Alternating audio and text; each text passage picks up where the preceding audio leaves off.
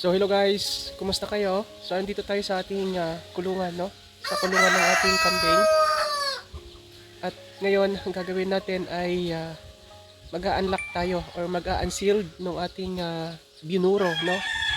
Yung ating ifinerment na mga damo, no? Nilagyan natin ng molasses.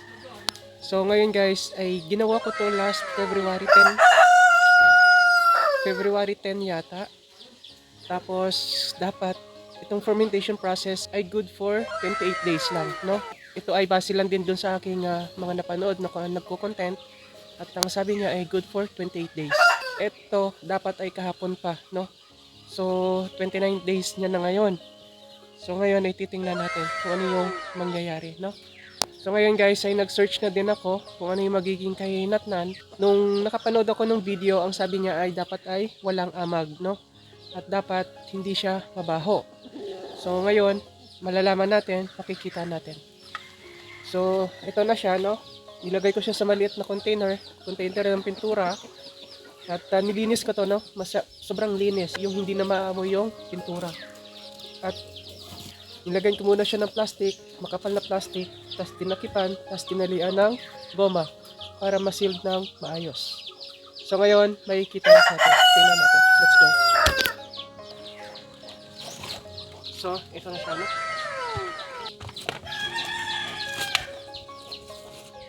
Goma ginamit natin pantali.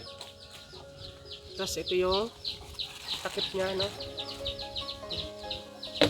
So, base dun sa na research ko, ay dapat ay hindi siya mabaho, no? Hindi siya bulok na mabaho, na may mabahong amoy. At hindi itim yung amag. So, ngayon, titingnan natin. Mabango siya. No? Alam niyo yung amoy ng dahon na tinabas na natuyo sa maghapon, no? Ganun yung amoy niya na may kunting asim. Na maasim na matamis. Ito. Totoo, may amag nga siya, no? Tapos meron siyang kunting moist. Nag-moist siya sa yung gilid ng lagayan. Nag-moist siya. Tapos may kunti siyang, tapos may amag. Yung amag guys ay puti. Kulay puti yung amag. Kita nyo naman, no? So ngayon, ang sabi ay inimix daw natin. Titingnan natin yung ilalim kung walang nabulok. Kasi kapag may nabulok, tapos medyo mabaho, at yung parang naglapot na siya, no? Yung ilalim, no? Huwag daw yun gagamitin. Huwag daw gagamitin. At yun ay medyo masama ang epekto sa ating alaga. So sinubukan ko to guys kasi sa panahon ngayon talagang kulang din sa pagkain, no? Ang dami din kambing dito, may alaga ng kambing na dito din nagsusuga sa pinagsusugahan ko. So ginawa ko to para lang kahit papano ay makatulong dun sa aking alagang kambing. So isa lang naman siya pero may dalawang anak na siya ngayon. So, titingnan natin kung magugustuhan niya, no? So, titingnan natin pati yung ilalim, kung ano yung magiging hitsura niya, no? Kung walang amag na ito. Kasi dapat haluin daw to. I-mix daw siya ng maayos. Mabango siya.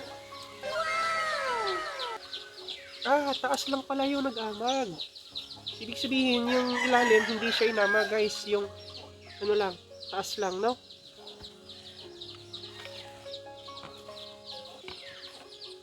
So, ibig sabihin, goods nga to. Okay nga ito. Kasi kunti lang yung amag naman pala niya. Oh, walang amag yung ilalim. Kita nyo?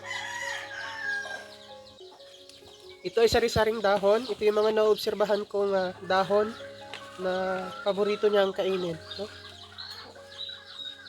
Ang bango!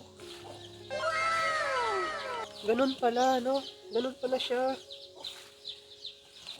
Ang galing. So, tingnan natin yung ilalim. Baka kasi nagpawis to guys, no? Tapos yun nga yung sabi sa research kanina. Ito siya, oh. Yung ilalim ang basa. Tama nga yung sabi na tingnan yung ilalim, haluin ng maayos. Kasi kung baka bulok, no? Yun, naglapot. Pero hindi siya guys, oh. Maganda siya, no? Tama nga yung sabi dun sa research. So, ganun pala dapat gagawin. So, yung amag pala ay sa ibabaw lang pala siya, no? Yung sumunod na layer ay okay na siya. Medyo dry. Tapos, titingnan yung ilalim kung nabulok as in nabulok. Pero itong ginawa natin, hindi naman. No? Perfect. Perfect siya. So, ngayon, titingnan natin kung magugustuhan niya. Susubukan natin. Maglalagay tayo sa lagayan kung kakainin niya.